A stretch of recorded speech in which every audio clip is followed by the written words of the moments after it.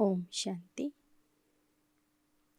ಮುರಳಿಯ ದಿನಾಂಕ 28/12/2021. मीठे बच्चे, प्रैक्टिस करो, मैं आत्मा हूँ, मैं आत्मा हूँ. शरीर का भान छोड़ दो.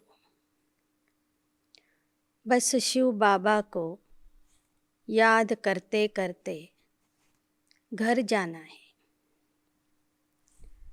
ಬಾಬಾ ತಿಳಿಸ್ತಾ ಇದ್ದಾರೆ, ಮಧುರ ಮಕ್ಕಳೇ, ಅಭ್ಯಾಸ ಮಾಡಿರಿ, ನಾನು ಆತ್ಮ ಆಗಿದ್ದೇನೆ, ನಾನು ಆತ್ಮ ಆಗಿದ್ದೇನೆ, ನಾನು ಈ ದೇಹ ಅಲ್ಲ ಅನ್ನೋದನ್ನು ಆಗಾಗ ಅಭ್ಯಾಸ ಮಾಡ್ತಾನೇ ಇರಿ. ಶರೀರದ ಭಾವನೆಯನ್ನು ಬಿಟ್ಬಿಡಿ. ಕೇವಲ ಶಿವ ತಂದೆಯನ್ನು ನೆನಪು ಮಾಡ್ತಾ ಮಾಡ್ತಾ ಮನೆಗೆ ಹೋಗಬೇಕಾಗಿದೆ ಎಂಬುದನ್ನು ನೆನ್ಪಿಟ್ಕೊಳ್ಳಿ. ಅಭ್ಯಾಸ ಮಾಡಿರಿ, ನಾನು ಆತ್ಮ, ನಾನು ದೇಹ ಅಲ್ಲ. ದೇಹದ ಅಭಿಮಾನದಿಂದ, ದೇಹದ ಭಾವನೆಗಳಿಂದ, ದೇಹದ ಸ್ಮೃತಿಯಿಂದ ದೂರ ಆಗ್ರಿ. ಕೇವಲ ತಂದೆಯನ್ನು ನೆನಪು ಮಾಡ್ತಾ ಮಾಡ್ತಾ ಮನೆಗೆ ಹೋಗಬೇಕಾಗಿದೆ ಎಂಬುದನ್ನು ನೆನ್ಪಿಟ್ಕೊಳ್ಳಿ. प्रश्न, शिव बाबा को किन बच्चों पर बहुत बहुत तरस पड़ता है? ಶಿವ ತಂದೆಗೆ ಯಾವ ಮಕ್ಕಳ ಮೇಲೆ ಬಹಳ ಬಹಳ ಕರುಣೆ ಬರ್ತದೆ? उत्तर, जो बच्चे अपना वैल्यूएबल समय व्यर्थ गंवा देते हैं, बाप का बनकर बाप की सर्विस नहीं करते, उन पर बाप को बहुत बहुत तरस पड़ता है. ಯಾವ ಮಕ್ಕಳು ತಮ್ಮ ಅಮೂಲ್ಯ ಸಮಯವನ್ನು ವ್ಯರ್ಥವಾಗಿ ಕಳೀತಾರೆ, ತಂದೆಯ ಮಕ್ಕಳಾಗಿಯೂ ಸಹ ತಂದೆಯ ಸೇವೆ ಮಾಡೋದಿಲ್ಲ, ಅವರ ಮೇಲೆ ತಂದೆಗೆ ಬಹಳ ಬಹಳ ಕರುಣೆ ಬರುತ್ತದೆ. बाबा कहते, मेरे बच्चे बने हो तो फर्स्ट ग्रेड बनकर दिखाओ. ज्ञान रत्न जो मिलते हैं उनका दान करो. ಬಾಬಾ ಹೇಳ್ತಾರೆ, ನನ್ನ ಮಕ್ಕಳಾಗಿದ್ದೀರಂದರೆ ಮೊದಲನೇ ಸ್ಥಾನದಲ್ಲಿ, ಮೊದಲನೇ ದರ್ಜೆಯಲ್ಲಿ ಬಂದು ತೋರಿಸಿರಿ. ಸಿಗುವ ಜ್ಞಾನ ರತ್ನಗಳನ್ನು ದಾನ ಮಾಡಿರಿ. ಗೀತ್, ತಕದೀರ ಜಗಾಕರ್ ಆಯಿ ಹೂँ, ಭಾಗ್ಯವನ್ನು ಬೆಳಗಿಸಿಕೊಂಡು ಬಂದಿದ್ದೇನೆ. ನಾವೆಲ್ಲರೂ ತಂದೆಯ ಮಕ್ಕಳಾಗಿದ್ದೇವೆ ಎಂದರೆ ಈಗಾಗಲೇ ಭಾಗ್ಯವನ್ನು ಬೆಳಗಿಸಿಕೊಂಡು ಬಂದಿದ್ದೇವೆ. ओम शांति. जैसे बाबा ज्ञान का सागर है, बच्चों को भी सृष्टि के आदि मध्य अंत्य का ज्ञान समझाते रहते हैं और चित्रों के ऊपर भी अच्छी तरह समझाते रहते हैं. बाबा का सीढ़ी के चित्र पर सारी रात विचार चल रहा था, क्योंकि यह है सबसे अच्छे से अच्छा चित्र समझाने का और है भी भारतवासियों के लिए. ಹೇಗೆ ತಂದೆಯಲ್ಲಿ ಜ್ಞಾನ ಇದೆ, ಸೃಷ್ಟಿಯ ಆದಿ ಮಧ್ಯ ಅಂತ್ಯದ ಜ್ಞಾನ, ಅದನ್ನು ಬಾಬಾ ತಿಳಿಸ್ತಾ ಇರ್ತಾರೆ. ಆ ಜ್ಞಾನದ ಬಗ್ಗೆ ಚಿತ್ರಗಳನ್ನು ಸಹ ಮಾಡಿಸಿದ್ದಾರೆ. ಹಾಗೆ ನೀವು ಮಕ್ಕಳು ಸಹ ಚಿತ್ರಗಳ ಮೂಲಕ ಜನರಿಗೆ ಜ್ಞಾನ ತಿಳಿಸ್ತಾ ಹೋಗ್ರಿ. ಬ್ರಹ್ಮ ಬಾಬೋರಿಗೆ ಏಣಿಯ ಚಿತ್ರದ ಬಗ್ಗೆ ರಾತ್ರಿಯೆಲ್ಲ ವಿಚಾರ ನಡೆದಿತ್ತು. ಈ ಚಿತ್ರ ಇನ್ನೂ ಚೆಂದಾಗಿ ಮಾಡಬೇಕು ಎಂಬ ವಿಚಾರ ಬ್ರಹ್ಮ ಬಾಬೋರಿಗೆ ಬರ್ತಿತ್ತು. ಯಾಕೆ ಅಂದರೆ ಈ ಚಿತ್ರದಲ್ಲಿ ಭಾರತವಾಸಿಗಳ ಕಥೆ ಇದೆ. ಈ ಚಿತ್ರ ಇರುವುದೇ ಭಾರತವಾಸಿಗಳ ಸಲುವಾಗಿ. शिव बाबा ज्ञान सागर है. यह बाबा भी ज्ञान की उछाले देते रहते हैं. इसको कहा जाता है विचार सागर मंथन. ಶಿವ ಪರಮಾತ್ಮ ಜ್ಞಾನದ ಸಾಗರ ಆಗಿದ್ದಾರೆ. ಆ ಜ್ಞಾನದ ಸಾಗರದಲ್ಲಿ ಬ್ರಹ್ಮ ಬಾಬಾವರು ಸಹ ಉಲ್ಲಾಸ ಉತ್ಸಾಹದಿಂದ ಮುಳುಗ್ತಾ ಇರ್ತಾರೆ, ಈಜಾಡ್ತಾ ಇರ್ತಾರೆ. ಅಂದರೆ ಜ್ಞಾನದ ಬಗ್ಗೆ ವಿಚಾರ ಸಾಗರ ಮಂಥನ ಮಾಡ್ತಾರೆ. तुम बच्चों का बहुत थोड़ा विचार सागर मंथन चलता है, कईयों का चलता ही नहीं. ಮಕ್ಕಳಲ್ಲಿ ಕೆಲವರು ಮಾತ್ರ ಜ್ಞಾನದ ಬಗ್ಗೆ ವಿಚಾರ ಸಾಗರ ಮಂಥನ ಮಾಡ್ತೀರಿ, ಕೆಲವರಂತೂ ಮಾಡೋದೇ ಇಲ್ಲ.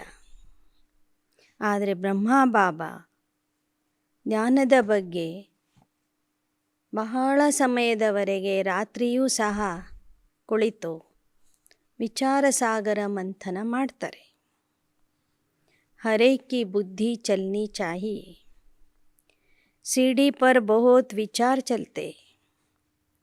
मूल वतन भी ऊपर में दिखाना है.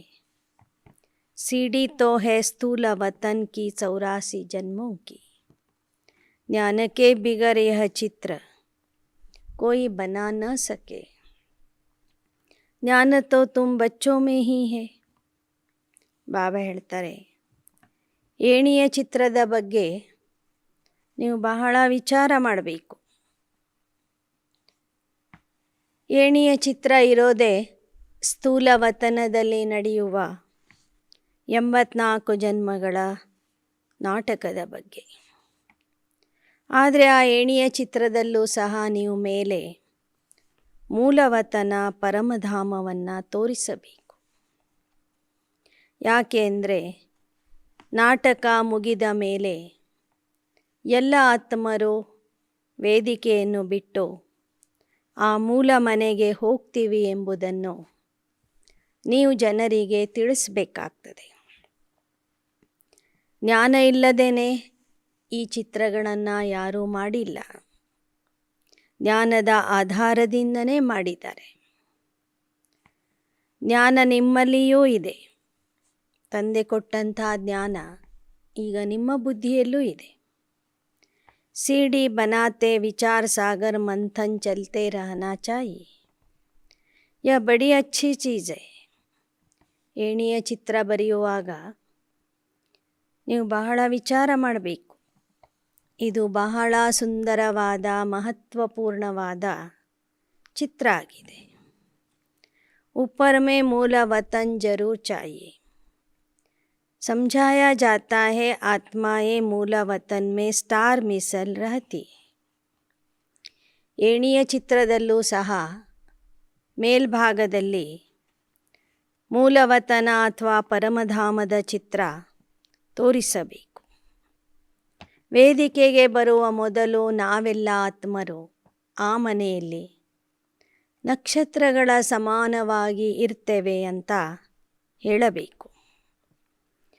मूल वतन के बाद है ब्रह्मा विष्णु शंकर पुरिया, जिसको सूक्ष्म वतन कहा जाता है. ಮೂಲ ವತನದ ಕೆಳಗೆ ಇದೆ ಬ್ರಹ್ಮ ವಿಷ್ಣು ಶಂಕರರ ವಾಸಸ್ಥಾನಗಳು. ಅದಕ್ಕೆ ಸೂಕ್ಷ್ಮವತನ ಅಂತ ಹೇಳಲಾಗ್ತದೆ. सीढ़ी में तो भारत का ही दिखाते हैं. भारत पावन था, अभी पतित है. अक्षर सब लिखने पड़ते. बेचारे मनुष्य तो कुछ भी नहीं जानते. जो पूज्य थे वही पुजारी बने. यह किसको भी पता नहीं है. ಭಾರತ ಪಾವನ ಆಗಿತ್ತು, ಈಗ ಪತಿತ ಆಗಿದೆ ಅನ್ನುವ ಶಬ್ದಗಳನ್ನು ಬರಿಬೇಕು. ಬಡಪಾಯಿ ಮನುಷ್ಯರಿಗಂತೂ ಏನೂ ಗೊತ್ತಿಲ್ಲ. ಪೂಜ್ಯ ಇದ್ದವರೇ ಪೂಜಾರಿ ಆಗಿದ್ದಾರೆ ಅನ್ನೋದೂ ಗೊತ್ತಿಲ್ಲ. तुम्हारे में भी नंबरवार जानते हैं. ರಾಜಧಾನಿ ಸ್ಥಾಪನೆ हो रही. ನಿಮ್ಮಲ್ಲಿಯೂ ಸಹ ಎಲ್ಲ ಮಕ್ಕಳು ಒಂದೇ ಥರ ತಿಳ್ಕೊಂಡಿಲ್ಲ, ನಂಬರ್ವಾರ್ ತಿಳ್ಕೊಂಡಿದ್ದಾರೆ. ಯಾಕೆ ಅಂದರೆ ರಾಜಧಾನಿಯ ಸ್ಥಾಪನೆ ಆಗ್ತಿದೆ. कोई बहुत अच्छी रीति पुरुषार्थ करने लग पड़ते हैं. मैं आत्मा हूँ. शरीर को जैसे भूल जाते और कुछ दिखाई नहीं पड़ता, क्योंकि समझाया जाता है तुम अपने को आत्मा समझो. शरीर का भान टूट जाए. ಕೆಲವರು ಬಹಳ ಒಳ್ಳೆ ರೀತಿಯಿಂದ ಪುರುಷಾರ್ಥ ಮಾಡ್ತಾರೆ. ಸದಾ ನೆನ್ಪಿಟ್ಕೊಳ್ತಾರೆ, ನಾನು ದೇಹ ಅಲ್ಲ, ನಾನು ಆತ್ಮ ಇದ್ದೀನಿ ಅಂತ. ಅನ್ಯರನ್ನು ನೋಡುವಾಗಲೂ ಆತ್ಮಿಕ ದೃಷ್ಟಿಯಿಂದ ಆತ್ಮಿಕ ರೂಪದಲ್ಲಿನೇ ನೋಡ್ತಾರೆ. ಅವರಿಗೆ ದೇಹ ಕಾಣಿಸೋದೇ ಇಲ್ಲ. ಕಹತೆ ಹೇನ ಆಪ ಮರೆ ಮರ್ ಗಯಿ ದುನಿಯಾ. ಅಂಥ ಮಕ್ಕಳಲ್ಲಿ ದೇಹದ ಭಾವನೆ, ದೇಹದ ಅಭಿಮಾನ ಇರೋದಿಲ್ಲ. ಹೇಳ್ತಾರಲ್ವ, ನಾವು ಸತ್ತರೆ ಜಗತ್ತೇ ಸಾಯ್ತದೆ ಅಂತ. ಹಾಗೆ ಆತ್ಮ ಮತ್ತು ತಂದೆಯನ್ನು ನೆನಪು ಮಾಡ್ತಾ ಇದ್ದರೆ ಇಡೀ ಜಗತ್ತನ್ನೇ ನಾವು ಮರ್ತು ಬಿಡ್ತೀವಿ, ಜಗತ್ತಿನಿಂದ ಸಾಯ್ತೀವಿ. शिव बाबा को याद करते करते अपने घर जाना है. इस अवस्था को जमाने में ही मेहनत है. ಶಿವ ತಂದೆಯ ನೆನಪು ಮಾಡ್ತಾ ಮಾಡ್ತಾ ನಾವು ಮನೆಗೆ ಹೋಗಬೇಕಾಗಿದೆ ಎಂಬ ಅವಸ್ಥೆ ನಮ್ಮಲ್ಲಿ ಬರಬೇಕು. ಆ ಅವಸ್ಥೆಗಾಗಿ ನಾವು ಪರಿಶ್ರಮ ಪಡಬೇಕಾಗ್ತದೆ. सीढ़ी पर समझाया जाता, भारत में आदि सनातन देवता धर्म था तो सुख शांति पवित्रता थी. अभी मनुष्य दुखी हुए हैं तो घर को याद करते हैं. ಏಣಿಯ ಚಿತ್ರದಲ್ಲಿ ಭಾರತದ ಕಥೆ ಬರ್ತದೆ. ಭಾರತದಲ್ಲಿ ಆದಿ ಸನಾತನ ದೇವತಾ ಧರ್ಮ ಇತ್ತು. ಆ ಧರ್ಮದಲ್ಲಿ ಸುಖ ಶಾಂತಿ ಪವಿತ್ರತೆ ಇತ್ತು. ಆಗ ಯಾರೂ ಪರಮಾತ್ಮನನ್ನು ನೆನಪೇ ಮಾಡ್ತಿರಲಿಲ್ಲ. ಈಗ ದುಃಖಿಯಾಗಿರುವ ಕಾರಣ ಎಲ್ಲರೂ ತಂದೆ ಹಾಗೂ ಆ ಶಾಂತಿಯ ಮನೆಯನ್ನು ನೆನಪು ಮಾಡ್ತಿದ್ದಾರೆ. कोई को इस सीढ़ी के चित्र पर समझाना बहुत अच्छा है. सीढ़ी के आगे जाकर बैठ जाए तो बुद्धि में रहे हम भारतवासियों ने 84 जन्म लिए हैं. फिर इस हिसाब से समझाया जाता है, जो आधा कल्प के बाद आते हैं उनके जरूर कम जन्म होंगे. ಏಣಿಯ ಮುಂದೆ ಹೋಗಿ ಕೂತ್ಕೊಳ್ರಿ, ಬುದ್ಧಿಯಲ್ಲಿ ನೆನ್ಪು ಮಾಡ್ಕೊಳ್ಳಿ, ನಾವು ಭಾರತವಾಸಿಗಳು 84 ಜನ್ಮಗಳಲ್ಲಿ ಬರ್ತೇವೆ. ಈ ಲೆಕ್ಕದಿಂದ ನೋಡಿದರೆ ಅರ್ಧ ಕಲ್ಪದ ನಂತರ ಬರುವಂಥವರು ಕಡಿಮೆ ಜನ್ಮಗಳಲ್ಲಿ ಬರ್ತಾರೆ. ಅವರ ಜನ್ಮಗಳ ಸಂಖ್ಯೆ ಕಡಿಮೆ ಆಗ್ತದೆ. ಸಾರಾ ದಿನ್ ಬುದ್ಧಿ ಮೇ ಯಹ ಜ್ಞಾನ್ टपकता रहे. सत्य त्रेता में संपूर्ण निर्विकारी पूज्य थे, फिर विकारी पुजारी बने. ಇವತ್ತು ವಿಶೇಷವಾಗಿ ಬಾಬಾ ಏಣಿಯ ಚಿತ್ರದ ಬಗ್ಗೆನೇ ತಿಳಿಸ್ತಾ ಇದ್ದಾರೆ. ಬಾಬಾ ಹೇಳ್ತಿದ್ದಾರೆ, ಸದಾ ನೆನ್ಪಿಟ್ಕೊಳ್ಳಿ, ಒಂದು ಕಾಲಕ್ಕೆ ನಾವೇ ನಿರ್ವಿಕಾರಿ ಪೂಜ್ಯ ದೇವತೆಗಳಾಗಿದ್ವಿ. ಕಲಿಯುಗದಲ್ಲಿ ನಾವು ವಿಕಾರಿ ಪೂಜಾರಿಗಳು ಆಗಿಬಿಟ್ಟಿದ್ವಿ. विकारी बनने के कारण अपने को हिंदू कहलाते रहते. कोई ने अपना नाम नहीं बदला है, ಹಿಂದುओं ने ही बदला है. ವಿಕಾರಿ ಆಗುವ ಕಾರಣ ದ್ವಾಪರ ಯುಗದಿಂದ ದೇವತೆಗಳು ತಮ್ಮ ಧರ್ಮದ ಹೆಸರನ್ನು ಬದಲಾಯಿಸ್ಕೊಳ್ತಾರೆ. ಬೇರೆಯವರು ಯಾರು ನಮ್ಮ ಧರ್ಮದ ಹೆಸರನ್ನು ಬದಲಾಯಿಸೋದಿಲ್ಲ, ನಾವೇ ಬದಲಾಯಿಸ್ಕೊಳ್ತೇವೆ.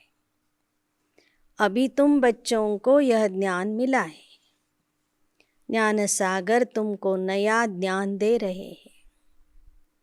ಈ ಎಲ್ಲ ರೀತಿಯ ಜ್ಞಾನ ಈಗ ನಮಗೆ ದೊರೀತಾ ಇದೆ. ಜ್ಞಾನ ಸಾಗರ ತಂದೆ ನಮಗೆ ಹೊಸ ಜ್ಞಾನ ಕೊಡ್ತಿದ್ದಾರೆ. सीढ़ी के चित्र पर बहुत बच्चों को ध्यान देना है. चित्र के सामने आकर बैठ जाए तो सब बुद्धि में आ जाएगा. सारी रात बुद्धि चलती रहे. 84 का चक्र कैसे समझाया जाए. ಏಣಿಯ ಚಿತ್ರದ ಬಗ್ಗೆ ಬಹಳ ಗಮನ ಇರಬೇಕು. ಇಡೀ ರಾತ್ರಿ ವಿಚಾರ ಮಾಡಬೇಕು. ಈ 84 ಜನ್ಮಗಳ ಕಥೆಯನ್ನು ನಾವು ಜನರಿಗೆ ಹೇಗೆ ತಿಳಿಸಬೇಕು. आधा कल्प है रावण राज्य, बाद में जो आने वाले हैं वह ज्ञान उठाएंगे नहीं. ಅರ್ಧ ಕಲ್ಪ ರಾವಣ ರಾಜ್ಯ ನಡೀತದೆ. ರಾವಣ ರಾಜ್ಯದಲ್ಲಿ ಬರುವಂಥವರು, ತಡವಾಗಿ ಬರುವಂಥವರು, ಬೇರೆ ಧರ್ಮದವರು ಈ ಜ್ಞಾನವನ್ನು ಕೇಳೋದಿಲ್ಲ. ಸತ್ಯ त्रेता में आने वाले ही उठाएंगे. ಯಾರ ಪಾತ್ರ ದ್ವಾಪರ ಕಲಿಯುಗದಲ್ಲಿ ಇದೆಯೋ ಅವರು ಈ ಜ್ಞಾನ ಕೇಳೋದಿಲ್ಲ. ಸತ್ಯ ತ್ರೇತಾಯುಗದಲ್ಲಿ ಬರುವಂಥವ್ರು ಮಾತ್ರ ಈ ಜ್ಞಾನ ಕೇಳ್ತಾರೆ. सत्य त्रेता में होता है एक बच्चा एक बच्ची. भारत की संख्या बहुत थोड़ी होती. अभी तो कितनी संख्या है. ಭಾರತದ ಜನಸಂಖ್ಯೆ ಸತ್ಯಯುಗದಲ್ಲಿ ಬಹಳ ಕಡಿಮೆ ಇರ್ತದೆ. ಪ್ರತಿಯೊಬ್ಬರಿಗೂ ಒಬ್ಬ ಮಗ ಒಬ್ಬ ಮಗಳಿರ್ತಾಳೆ. ಈಗ ನೋಡಿದರೆ ಸಂಖ್ಯೆ ಎಷ್ಟೊಂದು ಬೆಳೆದಿದೆ. पिछाड़ी में थोड़ी गड़बड़ होती है, परंतु विकार की बात नहीं. ತ್ರೇತಾಯುಗದ ಕೊನೆಗೆ ಸ್ವಲ್ಪ ಹೆಚ್ಚಿನ ಮಕ್ಕಳು ಹುಟ್ಟುತ್ತಾರೆ, ಆದರೆ ವಿಕಾರದಿಂದ ಅಲ್ಲ ಅಂತ ಹೇಳ್ತಾರೆ ಬಾಬಾ. रावण राज्य होता है द्वापर में, परंतु त्रेता में 2 कला कम हो जाने से कुछ न कुछ प्योरिटी कम हो जाती है. ರಾವಣ ರಾಜ್ಯ ದ್ವಾಪರ ಯುಗದಿಂದ ಶುರುವಾಗ್ತದೆ, ಆದರೆ ತ್ರೇತಾಯುಗದಲ್ಲೂ ಸಹ 2 ಕಲೆಗಳು ಕಡಿಮೆ ಆಗುವ ಕಾರಣ ಸ್ವಲ್ಪ ಪವಿತ್ರತೆಯ ಶಕ್ತಿನೂ ಕಡಿಮೆ ಆಗ್ತಾ ಬರ್ತದೆ. राजाई पद पाने वाले अच्छा पढ़ेंगे, रावण राज्य और राम राज्य को समझेंगे. ಸ್ವರ್ಗದಲ್ಲಿ ರಾಜ್ಯ ಪದವಿ ಪಡ್ಕೊಳ್ಳುವಂಥವರು ಒಳ್ಳೆಯ ರೀತಿಯಿಂದ ಅಭ್ಯಾಸ ಮಾಡ್ತಾರೆ. ರಾಮರಾಜ್ಯ ರಾವಣ ರಾಜ್ಯದ ಬಗ್ಗೆ ತಿಳ್ಕೊಳ್ತಾರೆ. ಶೋಕ ಚಾಹಿಯೇ ಕೋಯಿ ಕಾ ಕಲ್ಯಾಣ करने का, परंतु तकदीर में नहीं तो तदबीर ही नहीं करते. धारणा करते जाए तो सर्विस पर भी बाबा भेज दे. ಸೇವೆಯ ಬಗ್ಗೆ, ಅನೇಕರ ಕಲ್ಯಾಣ ಮಾಡುವುದರ ಬಗ್ಗೆ ಮಕ್ಕಳಲ್ಲಿ ಆಸಕ್ತಿ ಇರಬೇಕು. ಆದರೆ ಅದೃಷ್ಟದಲ್ಲಿ ಇಲ್ಲ ಅಂದರೆ ಏನೂ ಮಾಡಲಿಕ್ಕೆ ಆಗೋದಿಲ್ಲ. ಯಾರ್ಯಾರು ಧಾರಣೆ ಮಾಡ್ತಾರೆ ಅಂಥ ಮಕ್ಕಳನ್ನು ಬಾಬಾ ಸೇವೆಗಾಗಿ ಕಳಿಸ್ತಾರೆ. ಜಿನ್ಕೋ ಸರ್ವಿಸ್ ಕಾ ಶೌಕ್ ಹೈ ವಹ ತೋ ದಿನ್ ರಾತ್ ಸರ್ವಿಸ್ ಕರ್ತೆ. ಯಾರಲ್ಲಿ ಸೇವೆಯ ಬಗ್ಗೆ ಆಸಕ್ತಿ ಇರ್ತದೆ ಅವರು ಹಗಲು ರಾತ್ರಿ ಸೇವೆ ಮಾಡ್ತಿರ್ತಾರೆ. सीढ़ी का राज कोई समझ जाए तो खुशी का पारा चढ़ जाए. बाबा ज्ञान का सागर है, हम बच्चे नदियाँ हैं तो वह शो दिखाना है. ಏಣಿಯ ರಹಸ್ಯ ಒಬ್ಬರು ತಿಳ್ಕೊಂಡ್ಬಿಟ್ರೆ ಅವರಲ್ಲಿ ಖುಷಿಯ ನಶೆನೇ ಏರಿಬಿಡ್ತದೆ. ತಂದೆ ಜ್ಞಾನದ ಸಾಗರ ಅಂದರೆ ನಾವು ಜ್ಞಾನ ನದಿಗಳಾಗಿ ಆ ನದಿಗಳ ಪ್ರಭಾವ ನಾವು ತೋರಿಸಬೇಕು. ದಿನ ಪ್ರತಿದಿನ ವೃದ್ಧಿ ಹೋತಿ ಜಾएगी, राजाई तो स्थापन होनी ही है. सब दुर्गति को पाए हुए हैं तब तो बाबा आकर सद्गति करते हैं. ಏಣಿಯಲ್ಲಿ ಎಲ್ಲ ವಿಚಾರಗಳನ್ನು ಸ್ಪಷ್ಟವಾಗಿ ಬರೆದು ಹಾಕಿದ್ದಾರೆ.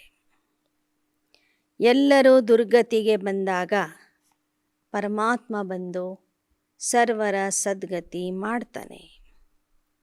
इसमें भल कोई आत्मा अच्छी व बुरी भी होती है. रिलीजियस आदमी इतना पाप कर्म नहीं करते. ಬಾಬಾ ಹೇಳ್ತಾರೆ, ಲೌಕಿಕದಲ್ಲೂ ಸಹ ಕೆಲವರು ಒಳ್ಳೆಯ ಜನ ಇದ್ದಾರೆ. ಸಂಪೂರ್ಣ ಪಾಪಿಗಳು, ಸಂಪೂರ್ಣ ಪಾಪಾತ್ಮರು ಆಗಿಲ್ಲ. ಕೆಲವರು ಪಾಪದಲ್ಲಿನೂ ನಂಬರ್ ವಾರ್ ಇದ್ದಾರೆ. ಕೆಲವರು ಧಾರ್ಮಿಕ ವ್ಯಕ್ತಿಗಳು ಅಷ್ಟೊಂದು ಪಾಪ ಮಾಡೋದಿಲ್ಲ. ವೇಶ್ಯಾಯೆ ಆದಿ बहुत पाप कर्म करती है. यह है ವೇಶ್ಯಾಲಯ. ಆದರೆ ವೇಶ್ಯೆಯರು ಬಹಳ ಪಾಪ ಮಾಡ್ತಾರೆ. ಆದ್ದರಿಂದ ಈ ಕಲಿಯುಗದ ಜಗತ್ತಿಗೆ ಪಾಪದ ಭಾರ ಜಾಸ್ತಿ ಇರೋ ಕಾರಣ, ಮೆಜಾರಿಟಿ ಜನ ಪಾಪ ಮಾಡ್ತಿರೋ ಕಾರಣ ವೇಶ್ಯಾಲಯ ಅಂತ ಹೇಳಲಾಗ್ತದೆ. सतयुग है शिवालय, उनकी स्थापना शिव बाबा करते. उनको कृष्णपुरी भी कहते, अर्थात कृष्णालय कहे. ಕಲಿಯುಗ ವೇಶ್ಯಾಲಯ, ಸತ್ಯಯುಗ ಶಿವಾಲಯ. ಯಾಕೆ ಅಂದರೆ ಅದರ ಸ್ಥಾಪನೆ ಶಿವ ಬಾಬಾ ಮಾಡ್ತಾರೆ. ಆ ಸತ್ಯಯುಗಕ್ಕೆ ಕೃಷ್ಣಪುರಿ ಅಥವಾ ಕೃಷ್ಣಾಲಯ ಅಂತಲೂ ಹೇಳಬಹುದು. ಕೃಷ್ಣಾಲಯದ ಸ್ಥಾಪನೆ ಮಾಡೋನು ಮಾತ್ರ ಶಿವ ಬಾಬಾ, ಕೃಷ್ಣ ಅಲ್ಲ. ಸ್ಥಾಪನಾ ತೋ ಶಿವ ಬಾಬಾ ಕರ್ತೆ ಹೈ. ಯಹ सीढ़ी का ಚಿತ್ರ भी ಜರೂರಿ. ಮತ್ತೆ ಬಾಬಾ ಹೇಳ್ತಿದ್ದಾರೆ, ಯಾರಿಗೇ ಜ್ಞಾನ ಹೇಳಬೇಕಾದ್ರೆ ಈ ಏಣಿಯ ಚಿತ್ರ ಅವಶ್ಯವಾಗಿ ನಾವು ಇಟ್ಕೋಬೇಕು. ಅದರಲ್ಲಿ ಇರುವ ಜ್ಞಾನ ಜನರಿಗೆ ತಿಳಿಸ್ತಾ ಹೋಗಬೇಕು. परंतु अंदर बड़ा शुद्ध होना चाहिए. शिव बाबा से योग हो तब नशा चढ़े और पद भी पा सके. ಆದರೆ ಜ್ಞಾನ ಹೇಳುವಂಥವರ ಬುದ್ಧಿ ಮನಸ್ಸು ಬಹಳ ಶುದ್ಧವಾಗಿರಬೇಕು. ಶಿವತಂದೆ ಜೊತೆಗೆ ಯೋಗ ಇರಬೇಕು. ಆಗ ಜ್ಞಾನ ಹೇಳಲಿಕ್ಕೆ ನಶೆ ಬರ್ತದೆ ಮತ್ತು ಅದರಿಂದ ಒಳ್ಳೆ ಪದವಿಯೂ ಸಹ ಸಿಗ್ತದೆ. ऐसे नहीं कहना चाहिए कि जो मिलेगा तकदीर में जो होगा सर्विस का शौक रखना चाहिए. ಅದೃಷ್ಟದಲ್ಲಿ ಇದ್ದರೆ ಸೇವೆ ಮಾಡ್ತೀನಿ, ನಾಟಕದಲ್ಲಿ ಇದ್ದರೆ ಸೇವೆ ಮಾಡ್ತೀನಿ ಅಂತ ಹೇಳಬಾರದು.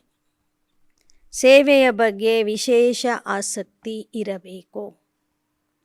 शरीर पर तो भरोसा नहीं है. आगे चलकर कैलेमिटीज़ भी ज़ोर से आती रहेगी, फिर खाली हाथ जाएंगे. ದೇಹದಲ್ಲಿ ಶಕ್ತಿ ಇರೋವರೆಗೂ ಸೇವೆ ಮಾಡಬೇಕು. ನಮ್ಮ ದೇಹದ ಮೇಲೇನೂ ನಮಗೆ ಭರವಸೆ ಇಲ್ಲ. ಮುಂದೆ ಪ್ರಾಕೃತಿಕ ವಿಕೋಪಗಳು ಸಹ ಜೋರಾಗಿ ನಡೆಯಲಿವೆ. ಆ ಸಮಯದಲ್ಲಿ ಎಲ್ಲರೂ ಖಾಲಿ ಕೈ ಹೋಗೋರಿದ್ದಾರೆ. अर्थक्वेक में लाखों मनुष्य मरण पड़ते हैं, तो डर रहना चाहिए ना. योग की यात्रा से हम सतो प्रधान बन जाए, फिर औरों को भी बनाना है. ಭೂಕಂಪ ಆದಾಗ ಲಕ್ಷ ಲಕ್ಷ ಜನ ಒಂದೇ ಸಲ ಸಾಯ್ತಾರೆ. ಅದಕ್ಕಾದರೂ ಹೆದರಬೇಕಲ್ವ? ನೆನಪಿನ ಯಾತ್ರೆಯಿಂದ ನಾವು ಸತೋಪ್ರಧಾನ ಆಗಬೇಕು, ಅನ್ಯರನ್ನು ಸತೋಪ್ರಧಾನ ಮಾಡಬೇಕು. धन दिए धन ना कूटे, मेहनत करनी है. बाप तो समझाते रहते हैं, तुमको 21 जन्मों के लिए अपने पाँव पर खड़ा रहना है. ಜ್ಞಾನ ಧನ ಕೊಡೋದ್ರಿಂದ ಯಾವತ್ತೂ ಅದು ಕಡಿಮೆ ಆಗೋದಿಲ್ಲ, ಇನ್ನೂ ವೃದ್ಧಿ ಆಗ್ತದೆ. ಬಾಬಾ ಹೇಳ್ತಾರೆ, ನಾನು ನಿಮಗೆ 21 ಜನ್ಮಕ್ಕಾಗಿ ಸ್ವತಂತ್ರವಾಗಿ ನಿಲ್ಲುವಂಥ ಶಕ್ತಿ ಕೊಡ್ತೀನಿ, ನಿಮ್ಮ ಕಾಲುಗಳ ಮೇಲೆ ನಿಲ್ಲುವಂಥ ಶಕ್ತಿ ಕೊಡ್ತೀನಿ. इसलिए अच्छी ರೀತಿ ಪುರುಷಾರ್ಥ ಕರ್ತೆ ರಹೋ. ಆದ್ದರಿಂದ ನೀವು ಒಳ್ಳೆಯ ರೀತಿಯಿಂದ ಪುರುಷಾರ್ಥ ಮಾಡ್ತಾ ಇರಿ.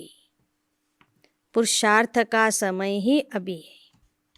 दुनिया में किसको पता नहीं कि 21 जन्मों के लिए राजाई कैसे मिलती है.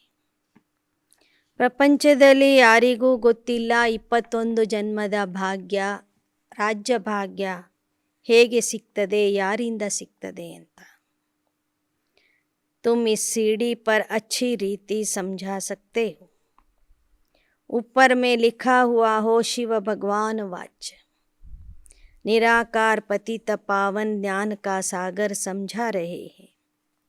जिनको समझाते हैं वह फिर औरों को भी समझाएंगे कि बच्चे, तुमको अब कारून का खजाना मिलता है तो वह लेना चाहिए. ಏಣಿಯ ಚಿತ್ರದಲ್ಲಿ ಮೇಲೆ ಬರೆದು ಹಾಕ್ರಿ, ಇದು ಶಿವ ಭಗವಾನ ವಾಚ್ಯ ಆಗಿದೆ. ನಿರಾಕಾರ ಪತಿತ ಪಾವನ ಜ್ಞಾನ ಸಾಗರ ತಂದೆ ಇದನ್ನು ತಿಳಿಸ್ತಾ ಇದ್ದಾರೆ. ಬಾಬಾ ಯಾರಿಗೆ ಜ್ಞಾನ ತಿಳಿಸ್ತಾರೋ ಅವರು ತಾವು ತಿಳ್ಕೊಂಡು ಅನೇಕರಿಗೆ ಅದನ್ನು ತಿಳಿಸಬೇಕು. ಜ್ಞಾನದ ಖಜಾನೆಯನ್ನು ಕೊಡ್ತಾ ಹೋಗಬೇಕು. ಆಗ ಅವರಿಗೆ ಉನ್ನತವಾದ पदवी सिक्तदे. यह प्रवृत्ति मार्ग का ज्ञान है. एक ही घर से एक भांति ज्ञान में है, दूसरा नहीं तो किटकिट होगी. ಇದು ಪ್ರವೃತ್ತಿ ಮಾರ್ಗದ ಜ್ಞಾನ.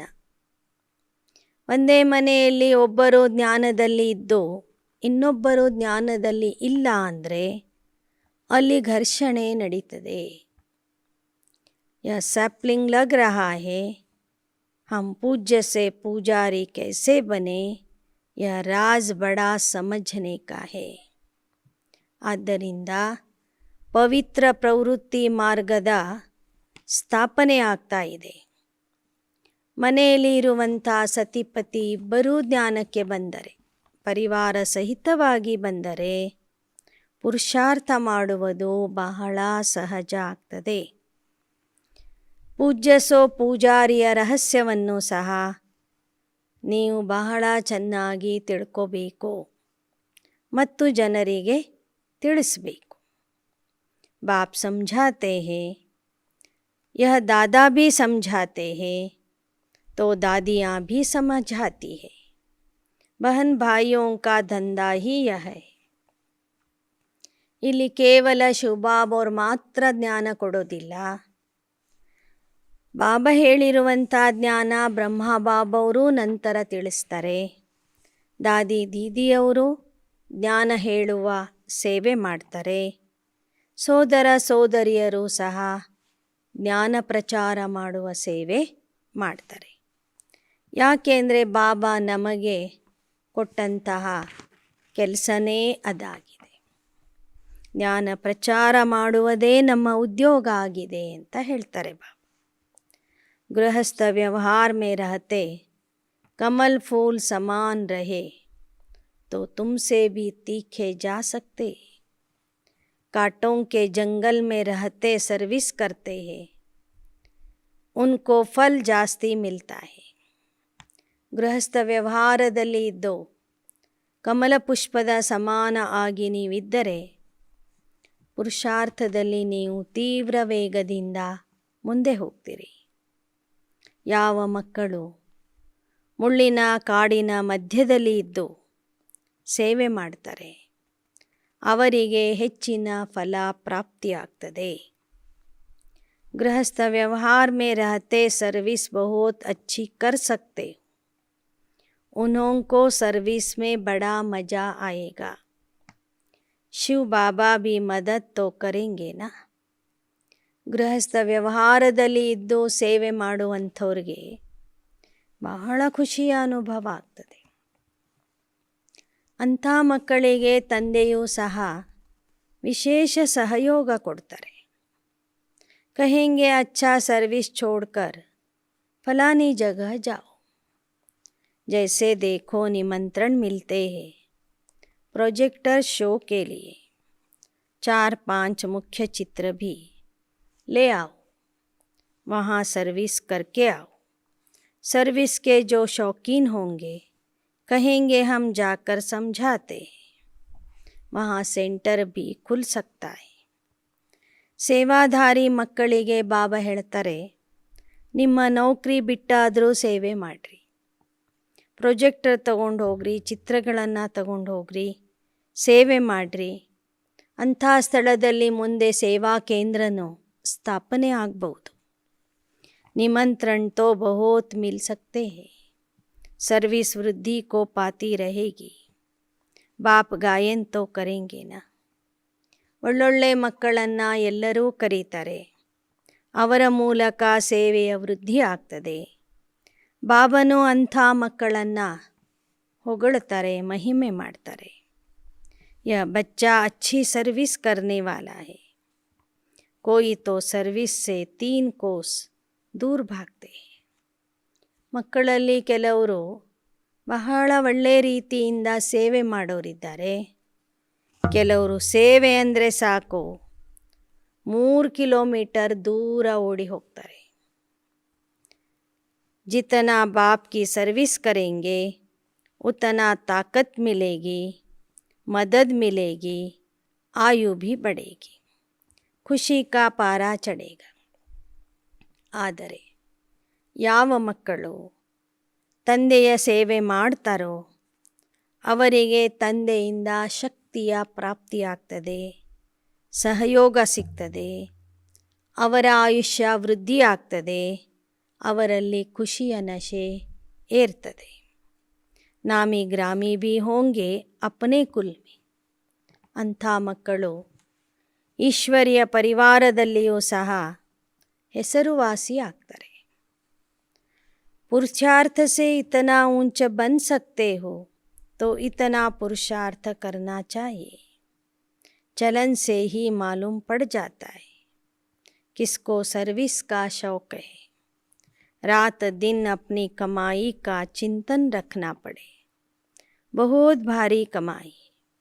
बाबा को भी कब कब ख्याल आता है जाकर बच्चों को रिफ्रेश करे, बहुत खुशी होगी.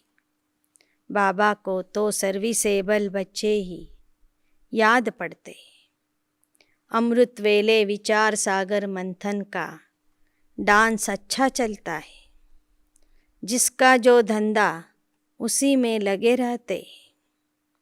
सवेरे में विचार सागर मंथन चलता है. ಬಾಬಾ ಹೇಳ್ತಾರೆ, ಸೇವಾಧಾರಿ ಮಕ್ಕಳನ್ನು ಬಾಬೋರು ನೆನ್ಪು ಮಾಡ್ತಾರೆ.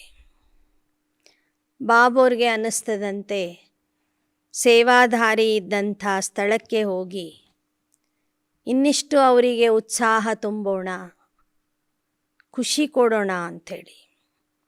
ಆ ರೀತಿಯಲ್ಲಿ ಬಾಬವ್ರಿಗೆ ಸಂಕಲ್ಪ ಬರ್ತದೆ. ಅಮೃತ ವೇಳೆಯಲ್ಲೂ ಸಹ ಅಂಥ ಮಕ್ಕಳನ್ನು ಬಾಬಾ ನೆನಪು ಮಾಡ್ತಾರೆ. ಜೊತೆಗೆ ವಿಚಾರ ಸಾಗರ ಮಂಥನನು ಬ್ರಹ್ಮ ಬಾಬವರು ಮಾಡ್ತಾರೆ. बच्चों को भी पहले तो मुरली अच्छी रीति धारण करनी पड़े, रिवाइज करे, तब फिर आकर मुरली चलाए. ಮಕ್ಕಳು ಸಹ ನೀವು ಮುರಳಿಯನ್ನು ಒಳ್ಳೆಯ ರೀತಿಯಿಂದ ಕೇಳಬೇಕು, ಧಾರಣೆ ಮಾಡಬೇಕು, ಅದರ ಬಗ್ಗೆ ಮನನ ಮಾಡಬೇಕು. ನಂತರ ಆ ಮುರಳಿಯನ್ನು ಓದಿ ಹೇಳಬೇಕು. ಆगे बाबा रात को 2 बजे उठकर लिखते थे, फिर सवेरे मम्मा मुरली पढ़कर फिर चलाते थे. ಮೊದಲು ಶಿವಬಾಬಾ ಬ್ರಹ್ಮಾರವರ ಮೂಲಕ ರಾತ್ರಿ 2 ಗಂಟೆಗೆ ಮುರಳಿಯನ್ನು ಬರೆಸ್ತಿದ್ರು. ಅದನ್ನು ಬೆಳಗ್ಗೆ ಮಮ್ಮಾರವರು ಓದಿ ಕ್ಲಾಸಲ್ಲಿ ಹೇಳ್ತಿದ್ರು. भल मुरली हाथ में न भी लेवे तो भी अच्छी चला सकते. जिन जिन बच्चों को मुरली पढ़ने और उस पर चिंतन करने का शौक़ है वह सर्विस करते रहेंगे. ಒಮ್ಮೆ ಮುರಳಿ ಕೇಳಿ ಓದಿ ಧಾರಣೆ ಮಾಡ್ಕೊಂಡ್ಬಿಟ್ರೆ ಆ ಮುರಳಿ ಕೈಯಲ್ಲಿ ಇಲ್ದಿದ್ರೂ ಸಹ ಆ ಮುರಳಿಯ ಬಗ್ಗೆ ಕ್ಲಾಸ್ ಮಾಡ್ಬೋದು. ಯಾವ ಯಾವ ಮಕ್ಕಳಿಗೆ ಮುರಳಿ ಓದುವ, ಅದರ ಬಗ್ಗೆ ಚಿಂತನೆ ಮಾಡುವ ಆಸಕ್ತಿ ಇರ್ತದೆ ಅಂಥವರು ಸೇವೆಯಲ್ಲಿ ತೊಡಗ್ತಾರೆ. मुरली पढ़ने से जाग पड़ेंगे. यह मुरली छपने का काम तो बहुत जोर से चलेगा. ಮುಂದೆ ಈ ಮುರಳಿಯ ಪ್ರಿಂಟ್ ಕಾಪಿಗಳು ಹೆಚ್ಚಿನ ಸಂಖ್ಯೆಯಲ್ಲಿ ಪ್ರಿಂಟ್ ಆಗ್ತವೆ. ಮುರಳಿ ಓದೋದ್ರಿಂದನೇ ಜನರಲ್ಲಿ ಜಾಗೃತಿ ಬರ್ತದೆ. ಮುರಳಿಯಿಂದನೇ ನಾವು ಜನರನ್ನು ಎಬ್ಬಿಸಬಹುದು. ಮುರಳಿ ಛಪ್ನೆ ಕಾ ಕಾಮ್ ಬಹುತ್ ಜೋರ್ ಸೆ ಚಲೇಗಾ. ಮುಂದೆ ವೃದ್ಧಿ ಆಗ್ತಿದ್ದಂಗೆ ಮುರಳಿ ಪ್ರಿಂಟ್ ಮಾಡುವ ಕೆಲಸನೂ ಬಹಳ ಸಮಯದವರೆಗೆ ಮಾಡಬೇಕಾಗ್ತದೆ. ರಾತ್ರಿ ಹಗಲು ಮುರಳಿಗಳನ್ನು ಪ್ರಿಂಟ್ ಮಾಡಬೇಕಾಗ್ತದೆ. ಟೇಪ್ ಕಾ ಭಿ ಕಾಮ್ ಬಹುತ್ ಬಢ್ ಜಾಯೇಗಾ. ಟೇಪ್ ರೆಕಾರ್ಡರ ಮಾಡುವ ಕೆಲಸನೂ ಮುಂದೆ ಬೆಳೀತದೆ. मुरली विलायत तक भी जाएगी. कोई की बुद्धि में बैठ जाए तो एकदम नशा चढ़ जाएगा. ಈ ಮುರಳಿ ಮುಂದೆ ವಿದೇಶಕ್ಕೂ ಹೋಗೋದಿದೆ. ಒಬ್ಬರ ಬುದ್ಧಿಗೆ ಇದು ಅರ್ಥ ಆಗಿಬಿಡ್ತು ಅಂದರೆ ಅವರಲ್ಲಿ ಅಪಾರ ನಶೆ ಏರಿಬಿಡ್ತದೆ. फिर बुद्धि में ज्ञान फिरता रहेगा. कोई की बुद्धि में तो कुछ नहीं बैठता. ಖುಷಿ ಕಾ ಪಾರಾ ಹಿ ನಹಿ ಚಡ್ತಾ. ಮಕ್ಕಳಲ್ಲಿಯೂ ನಂಬರ್ ವಾರ್ ಇದ್ದಾರೆ. ಕೆಲವರ ಬುದ್ಧಿಯಲ್ಲಿ ಮುರಳಿ ಸಂಪೂರ್ಣ ಧಾರಣೆ ಆಗ್ತದೆ, ಖುಷಿಯ ಅನುಭವ ಮಾಡ್ತಾರೆ. ಇನ್ನು ಕೆಲವರಿಗೆ ಏನು ಅರ್ಥನೇ ಆಗೋದಿಲ್ಲ. ಅಂಥ ಮಕ್ಕಳಿಗೆ ಖುಷಿಯ ಅನುಭವನೂ ಆಗೋದಿಲ್ಲ. ಖುಷಿಯ ನಶೆ ಅವರಲ್ಲಿ ಏರೋದಿಲ್ಲ. तुम्हारा तो सारा दिन धंधा ही यह रहना चाहिए. ऊंचे ते ऊंचा धंधा यह है. बाबा को व्यापारी भी कहा जाता है ना. यह अविनाशी ज्ञान रत्नों का व्यापार कोई विरला करे. सारा दिन बुद्धि में यही फिरना चाहिए और खुशी में मस्त रहना चाहिए. ನಿಮ್ಮ ಉದ್ಯೋಗನೇ ಇದಾಗಿದೆ. ಜ್ಞಾನ ಧನವನ್ನು ಹಂಚುವುದು, ಜ್ಞಾನ ಹೇಳುವುದೇ ನಿಮ್ಮ ಉದ್ಯೋಗ. ಜ್ಞಾನ ರತ್ನಗಳ ವ್ಯಾಪಾರ ಆಗಿದೆ ಇದು. ಶಿವಬಾಬಾವ್ರಿಗೆ ವ್ಯಾಪಾರಿ ಅಂತಲೂ ಹೇಳಲಾಗ್ತದೆ. ಅವಿನಾಶಿ ಜ್ಞಾನ ರತ್ನಗಳ ವ್ಯಾಪಾರ ಮಕ್ಕಳ ಜೊತೆಗೆ ಮಾಡ್ತಾರೆ. ಆದರೆ ಈ ವ್ಯಾಪಾರ ಮಾಡುವಂಥವರು ಬಹಳ ವಿರಳ ಅಂತ ಹೇಳ್ತಾರೆ ಬಾಬಾ. ಇಡೀ ದಿನ ಬುದ್ಧಿಯಲ್ಲಿ ಜ್ಞಾನದ ಚಿಂತನೆ ನಡೀತಾ ಇರಬೇಕು. ಆಗ ಖುಷಿಯೂ ಸಹ ನಿರಂತರವಾಗಿ ಉಳಿತದೆ. ಆತ್ಮ ಕೋ ಖುಷಿ ಹೋತಿ, ಓಹೋ हमको बाबा मिल गया. बेहद के बाप ने 84 की कहानी सुनाई. बच्चे बाप का टीचर का शुक्रिया मानेंगे ना. स्टूडेंट टीचर द्वारा पास होते हैं तो फिर टीचर को सौगात भी भेज देते हैं. ಸೇವಾದಾರಿ ಮಕ್ಕಳಿಗೆ ಬಹಳ ಖುಷಿ ಇರ್ತದೆ. ನಮಗೆ ಬೇಹದ್ದಿನ ತಂದೆ ಸಿಕ್ಕಿದ್ದಾರೆ, 84 ಜನ್ಮಗಳ ಕಥೆ ಹೇಳ್ತಿದ್ದಾರೆ, ನಮ್ಮನ್ನು ವಿಶ್ವದ ಮಾಲೀಕ ಮಾಡ್ತಿದ್ದಾರಂದರೆ ಆ ತಂದೆ, ಆ ಶಿಕ್ಷಕನಿಗೆ ನಾವು ಎಷ್ಟು ಧನ್ಯವಾದ ಹೇಳಬೇಕು. ಹೇಗೆ ವಿದ್ಯಾರ್ಥಿಗಳು ಪಾಸಾದಾಗ ಅವರವರ ಶಿಕ್ಷಕರಿಗೆ ಹೋಗಿ ಧನ್ಯವಾದ ಹೇಳಿ ಉಡುಗೊರೆಗಳನ್ನು ಕೊಟ್ಟು ಬರ್ತಾರೆ. ತುಮ್ ಬಚ್ಚೆ ಜಾನ್ತೆ ಹೇ ಬಾಬಾ ಹಮ್ಕೋ ಊಂಚ ಪಢಾಯಿ ಪಢಾತೆ. ಈಗ ನಿಮಗೆ ತಿಳಿದಿದೆ, ಬಾಬಾ ನಮಗೆ ಉನ್ನತವಾದ ಶಿಕ್ಷಣ ಕೊಡ್ತಿದ್ದಾರೆ. ಜಿಸ್ಸೆ ಹಮ್ ವಿಶ್ವಕ್ಕೆ ಮಾಲಿಕ್ ಬನ್ ಜಾತೆ. ಯಹ ಪಢಾಯಿ ಹೈ ಬಹುತ್ ಸಹಜ್, ಪರಂತು ಧ್ಯಾನ್ ನಹೀ ದೇತೆ. फर्स्ट क्लास नॉलेज है, समझने से कारून का खजाना मिलता है भविष्य में. हर एक बच्चा समझ सकता है हम किस ग्रेड में. ಇದು ಬಹಳ ಉನ್ನತವಾದ ವಿದ್ಯಾಭ್ಯಾಸ ಆಗಿದೆ ಮತ್ತು ಸಹಜನೂ ಆಗಿದೆ. ಎಷ್ಟೆಷ್ಟು ತಿಳ್ಕೋತೀರಿ ಅಷ್ಟಷ್ಟು ನಿಮಗೆ ಅಪಾರ ಖಜಾನೆಯ ಪ್ರಾಪ್ತಿಯಾಗ್ತದೆ ಭವಿಷ್ಯದಲ್ಲಿ. ಪ್ರತಿಯೊಬ್ಬರಿಗೂ ಅವರು ಯಾವ ದರ್ಜೆಯಲ್ಲಿ ಇದ್ದಾರೆ ಅನ್ನೋದು ಸಹ ಗೊತ್ತಾಗ್ತದೆ. ಸಾರಾ ಮದಾರ್ ಹೇ ಸರ್ವಿಸ್ ಪರ್. बाबा कहेंगे 3rd ग्रेड से निकल 1st ग्रेड में आ जाओ, तब कुछ पद पा सकेंगे. ನಿಮ್ಮ ಭವಿಷ್ಯದ ಪದವಿಗೆ ಆಧಾರ ಸಂಗಮ ಯುಗದಲ್ಲಿ ನೀವು ಮಾಡುವಂತಹ ಸೇವೆಯ ಮೇಲೆ ಇದೆ. ಬಾಬಾ ಹೇಳ್ತಾರೆ, 3ನೇ ದರ್ಜೆಯಲ್ಲಿ ಇರೋರು ಸಹ ಸೇವೆ ಮಾಡಿ ಪ್ರಥಮ ದರ್ಜೆಯಲ್ಲಿ ಬರಬಹುದು. ಕೊನೆಗೆ 21 ಜನ್ಮಗಳ ರಿಸಲ್ಟ್ ಗೊತ್ತಾಗ್ತದೆ. ಯಾವ ಮಕ್ಕಳು ಸಮಯ ವ್ಯರ್ಥವಾಗಿ ಕಳೀತಾರೆ ಅವರ ಮೇಲೆ ಬಾಬೋರ್ಗೆ ಕರುಣೆ ಬರ್ತದೆ. ड्रामा प्लान अनुसार मुझे आना है सद्गति देने के लिए. यह दुर्गति की दुनिया है.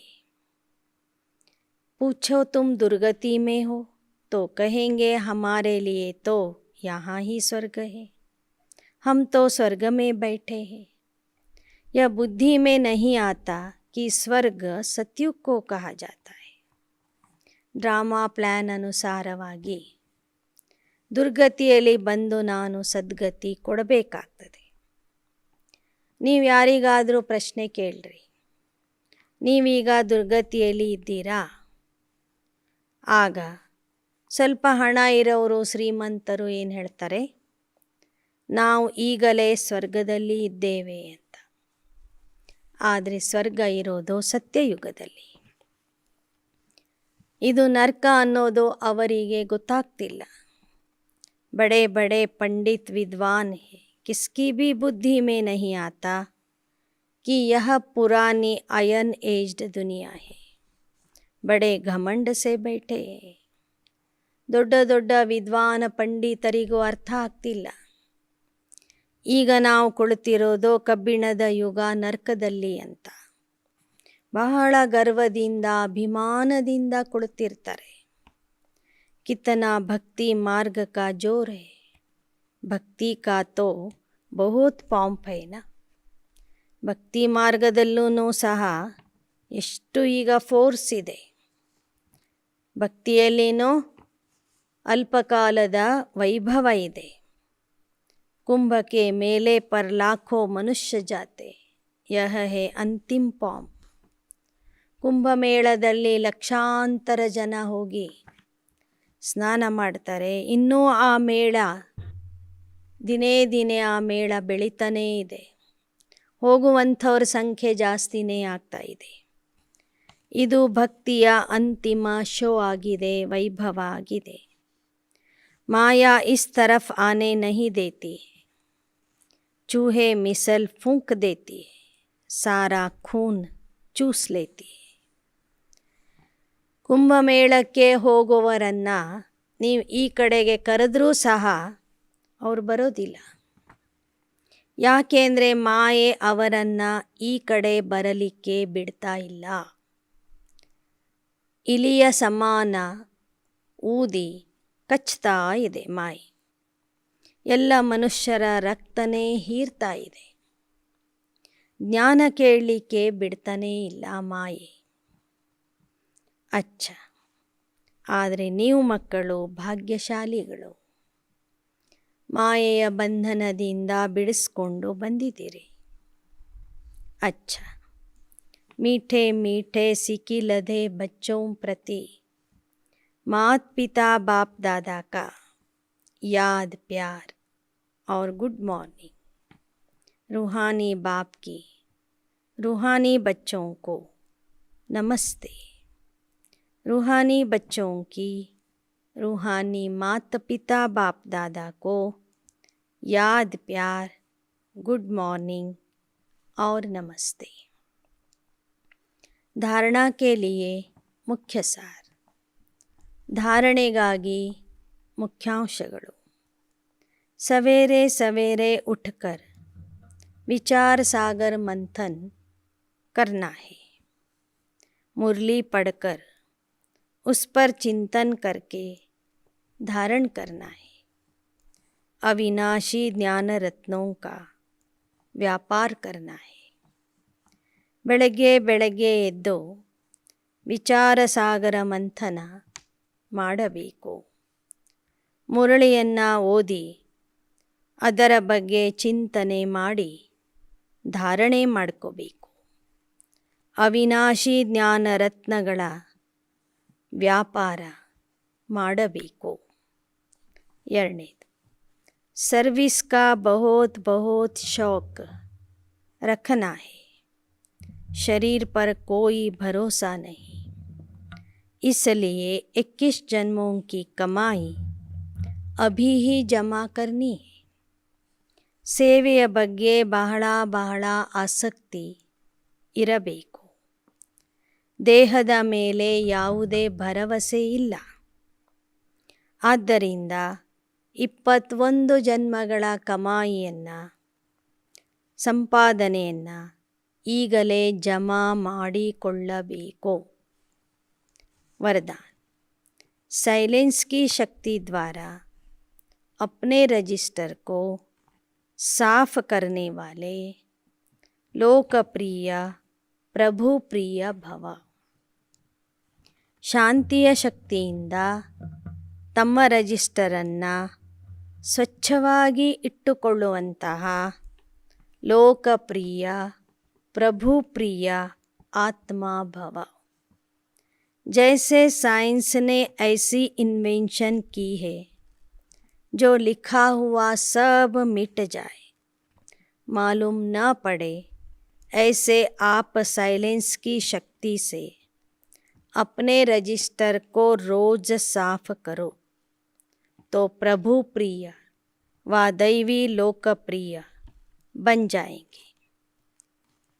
ಹೇಗೆ ವಿಜ್ಞಾನದ ಶಕ್ತಿಯಿಂದ ಬರೆದಿದ್ದನ್ನು ಅಳಿಸಿ ಹಾಕ್ತಾರೆ, ಹಾಗೆ ಶಾಂತಿಯ ಶಕ್ತಿಯಿಂದ ನಿಮ್ಮ ರಿಜಿಸ್ಟರಲ್ಲಿ ಇರುವಂತಹ ಲೋಪದೋಷಗಳನ್ನು ಅಳಿಸಿ ಹಾಕಿರಿ. ಆಗ ನೀವು ಪ್ರಭು ಪ್ರಿಯ, ಲೋಕಪ್ರಿಯ, ಪರಿವಾರ ಪ್ರಿಯ ಆತ್ಮಗಳು ಆಗ್ತೀರಿ. ದೈವಿ ಲೋಕಪ್ರಿಯ ಅಂದರೆ ಈಶ್ವರಿಯ ಪರಿವಾರದ ಪ್ರಿಯ ಆತ್ಮ ಆಗ್ತೀರಿ. सच्चाई सफाई को सभी पसंद करते हैं, इसलिए एक दिन के लिए किए हुए व्यर्थ संकल्प व व्यर्थ कर्म की दूसरे दिन लिंक भी न रहे. बीती को बीती कर ಫುಲ್ ಸ್ಟಾಪ್ ಲಗಾದು. ಸ್ವಚ್ಛತೆ ಸತ್ಯತೆಯನ್ನು ಎಲ್ಲರೂ ಇಷ್ಟಪಡ್ತಾರೆ. ಆದ್ದರಿಂದ ಒಂದು ದಿನ ಮಾಡಿದ ವ್ಯರ್ಥ ಸಂಕಲ್ಪ, ವ್ಯರ್ಥ ಕರ್ಮಗಳ ಸಂಬಂಧ ಎರಡನೇ ದಿನಕ್ಕೆ ಬರಬಾರದು. ಹಿಂದಿನ ದಿನದ ಮಾತುಗಳನ್ನು ಅದೇ ದಿನ ಮುಗಿಸಿಬಿಡಿ. ಅಲ್ಲಿ ಪೂರ್ಣ ವಿರಾಮ ಹಾಕಿರಿ. ಆಗ ನಿಮ್ಮ ರಜಿಸ್ಟರ್ ಸಾಫ್ रहेगा और ಸಾಹೇಬ್ ರಾಜಿ हो जाएगा. ಆಗ ನಿಮ್ಮ ಪುರುಷಾರ್ಥದ ರಜಿಸ್ಟರ್ ಸ್ವಚ್ಛ ಆಗಿ ಇರ್ತದೆ ಮತ್ತು ಯಾರ ರಜಿಸ್ಟರ್ ಸ್ವಚ್ಛ ಇರ್ತದೆ ಅವರ ಮೇಲೆ ಸಾಹೇಬ ತಂದೆ ರಾಜಿ ಆಗಿರ್ತಾರೆ, ರಾಜಿ ಆಗಿಬಿಡ್ತಾರೆ. श्लोगन. व्यर्थ संकल्प करना व दूसरों के व्यर्थ संकल्प चलाने के निमित्त बनना, यह भी अपवित्रता है. ವ್ಯರ್ಥ ಸಂಕಲ್ಪ ಮಾಡುವುದು ಅಥವಾ ಅನ್ಯರ ವ್ಯರ್ಥ ಸಂಕಲ್ಪಗಳನ್ನು ನಡೆಸುವುದಕ್ಕೆ ನಿಮಿತ್ತ ಆಗೋದು. ವ್ಯರ್ಥ ಸಂಕಲ್ಪ ಮಾಡುವುದು ಅಥವಾ ಅನ್ಯರಲ್ಲಿ ವ್ಯರ್ಥ ಸಂಕಲ್ಪ ಬರುವುದಕ್ಕೆ ನಾವು ನಿಮಿತ್ತ ಆಗುವುದು ಎರಡೂ ಸಹ ಅಪವಿತ್ರತೆ ಆಗಿದೆ. ಅಚ್ಚಾ. ಓಂ ಶಾಂತಿ.